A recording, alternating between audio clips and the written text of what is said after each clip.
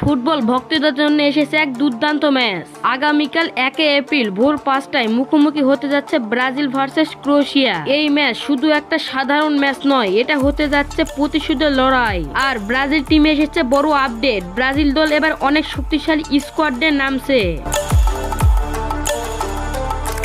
যেমন প্রথমে রয়েছে ভিনিসিয়াস জুনিয়র, ক্যাসমিরো, মার্কিনহোস, দানিলো, জুয়া পেদ্রো। ব্রাজিলের মূল শক্তি এই প্লেয়াররা। ক্রোয়েশিয়ার টিমে কারা থাকছে দেখুন। প্রথমে রয়েছে লুকা মুডিস, ভোজোভিচ, কোভাসিচ এর মিডফিল্ডে কন্ট্রোল অভিজ্ঞতা। ব্রাজিলের আক্রমণ ভার্সেস ক্রোয়েশিয়ার ডিফেন্সার যেমন ভিনিসিয়াস জুনিয়র ভার্সেস ম্যাডিস, গতি ভার্সেস অভিজ্ঞতা। এই ম্যাচে যে দল মিডফিল্ডার কন্ট্রোল করবে সেই দলে এগিয়ে থাকবে। এই ম্যাচটা হতে যাচ্ছে খুবই গুরুত্বপূর্ণ ম্যাচ। যদি ব্রাজিল তাদের আক্রমণ ভাগে লাগতে পারে তারা জিতবে এই ম্যাচ। আর এই ম্যাচটা মিস করা মানেই বড় কিছু মিস করা।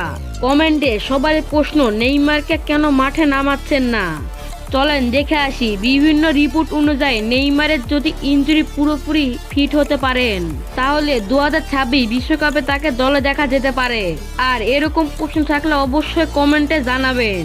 ব্রাজিল আপডেট পেতে চ্যানেলটা সাবস্ক্রাইব করে রাখুন। ভিডিও ভালো লাগলে অবশ্যই লাইক এবং সাবস্ক্রাইব করে পাশে থাকুন।